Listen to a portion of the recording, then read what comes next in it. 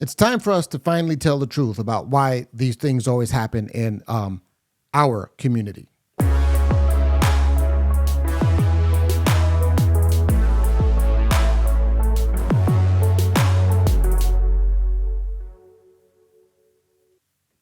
Hello, good people. It is Todd Shannon, data scientist, social commentator, getter of buckets. And today we are going to talk about Cam Newton and how some kids at his 7-on-7 football camp basically jumped him. And this is an interesting, listen, I got to tell you guys, this makes me think about the age-old question, right? Of whenever we have some sort of pathology in the black community and we're trying to say, well, what's the root cause of this?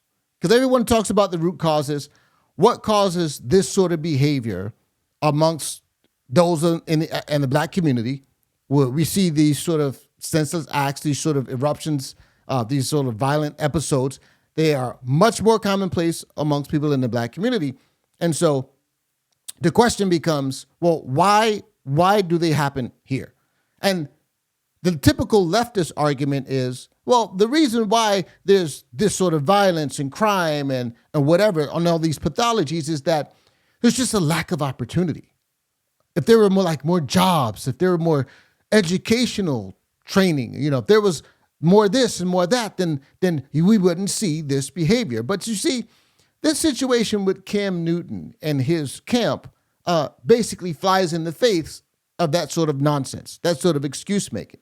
Because how often do young men in that situation, how often do they get a chance to be mentored and coached by a former all-pro NFL quarterback, right? I mean, let's think about what it is Cam Newton is providing in his 7-on-7 camp. He is providing some mentorship, some instruction, and opportunity to develop. It's not appreciably different than being accepted into some sort of elite educational situation or some sort of internship or some sort of apprenticeship that might be difficult to get into. So here's an opportunity being presented to them that can presumably lead to all kinds of opportunities, like opportunities to go to college for free, or maybe even play football at the professional level, because you're getting a leg up on people who might not otherwise have that experience. So even in the face of the fact that these young men are being provided with opportunities which are claimed to be the root cause, or the lack thereof, claimed to be the root cause of these sort of senseless acts of violence, this situation flies in the face of that silly and obviously false narrative. Because here they are at the camp with the opportunity and they're still acting the fool. So what's the real problem? The real problem is what we need to all acknowledge, and that is low character. It's time to put the blame back where it belongs.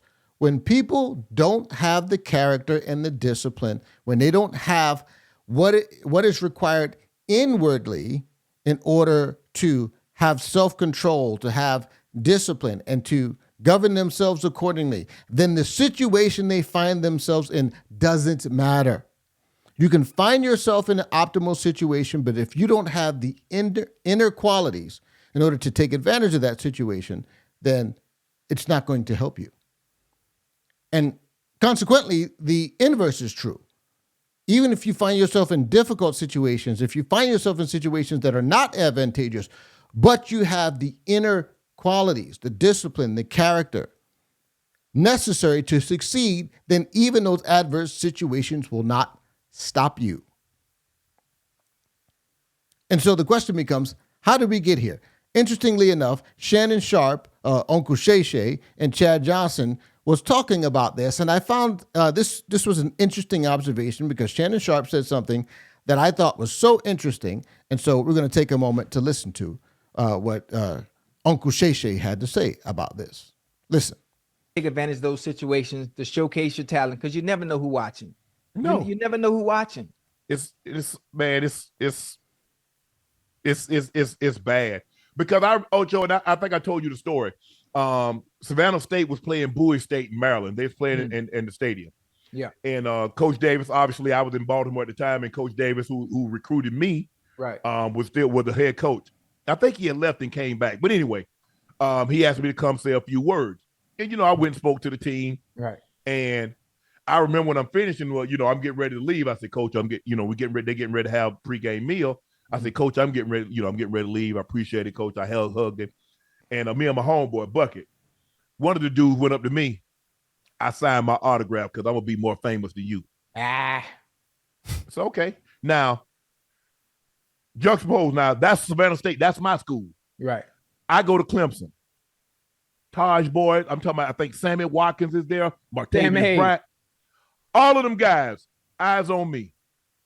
At the end, they come down there, man. Appreciate that, man. Bro, that was motive. Hey, I appreciate that, man. Yeah. Hey, that's awesome, man. Hey, I appreciate you telling us what it takes to get to the next level. I appreciate you telling us what it takes to be a team and to win, blah, blah, blah. You see the difference? Yeah. Do you see the difference? Let's make sure you understand what the difference is. You see, Shannon Sharpe went to Savannah State University. Now, Savannah State, it's college football, but Savannah State ain't exactly an NFL factory. Ain't exactly, a Power 5, perennial powerhouse. Shannon Sharpe is an exception from that situation. Most of their guys don't play at the professional level. Shannon Sharpe's a Hall of Famer. And here's some idiot at his school talking about, yeah, I'm gonna be more famous than you. I signed my autograph. Arrogant, proud, ignorant. Then he goes to Clemson, where there ain't nothing but blue chip guys everywhere. Clemson is, in fact, an NFL factory. They churn out NFL players like, sharks have, rows of teeth. And what was the difference in the attitude with those guys? Thank you, Mr. Sharpe. Appreciate that. Appreciate you telling us how to get there, what it takes to be successful. So interesting. The better players have more humility, more character than these little, whatever the little peons were at Savannah State, talking to Shannon Sharpe like they have accomplished something. You see the difference? You see, because this is what we often say. We always want to say, well, the only reason why this group of people or that group of people, the only reason why they succeeded is because they had this and they had that. No, the opposite is true. They have the things because they're different kinds of people. They have a different level of character. I always say this, and I think this is an important principle, and I'm using this as a springboard, the situation with Shannon Sharpe. I'm using it as a springboard to talk about a more interesting and important topic, which is, what does it take to be successful? What does it take to accrue riches and benefits? When I say riches, I'm not just talking about monetary. I'm talking about people who are successful in general. And I always make a distinction, for example, between people who are broke and people who are in poverty. So a person who is broke is temporary. I've been broke many times in my life. I'm kind of broke now. To keep it 100. I'm kind of broke now. But broke is temporary, right? Broke is a snapshot of where you are. And basically, because broke is temporary, it's temporary because people who are broke but have high character and are doing the things necessary to be successful, they are going to eventually accrue the sort of benefits and the sort of quality of life that is going to put them in a situation where they always have more than they need. Poverty, however, is different. Poverty is permanent. And poverty is something that comes out of you. Poverty is an outward reflection of an inner state. And people don't believe that because all they ever want to do is say, the only reason why poor people are poor is because of some external forces. The reason why poor people commit crimes, external forces. No. Has it ever occurred to you that being poor and being a person who is likely to commit crime, that those two things have a common root?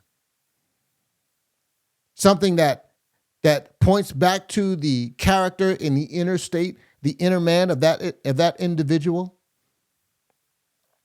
We always want to make excuses like it's always about the external. It's not. Look at the guys at Clemson. Look at the illustration that Shannon Sharpe just gave you. Those guys were better players. They're NFL prospects, actual NFL prospects, but more humble and more hungry and more willing to listen, more coachable than the idiot at Savannah State that probably wouldn't even sniff an NFL roster. Now, you say that's just an anecdotal situation. Shannon Sharpe told that story for a reason. It's because it's true. Poverty, permanent lack, permanent can't get out of your own way. That's you. That's your situation. That's because there's something about you that is missing. And it goes back to, and Shannon Sharpe talks about this in this conversation he's had with Chad Johnson. And he talked about how back in the day, it wasn't like that. People didn't treat people, especially if it was young people, they're talking to grown folks. It was yes, ma'am, no, sir, yes, sir, no, sir. It was respect for your elders. And that's because in a time gone by, there was a different level of character. There was a different expectation, particularly amongst black people. And this is why I say that we need to start looking at ourselves in the mirror and stop making excuses, stop blaming everyone on our misfortunes. Because it's a character issue. It's us. It's us needing to take responsibility and say, let's develop. It's not, you might be broke. Broke is okay. It's all right to be broke. Broke is temporary. Poverty is forever. Poverty is forever. Consistent and permanent lack. That's something that's in you. That's your issue, not nobody else's. Not anyone else's. Excuse me. I don't like to use Ebonics on my YouTube channel. But anyway, that's my thoughts, friends. What are your thoughts? I could go on about this forever. Let me know in the comments. Do you think this situation with Cam Newton and the kids at his school, you think he should keep, for example, providing that service even though the kids don't seem to appreciate it? What do you think? Let me know. Let me know in the comments. Till next time, friends. God bless you.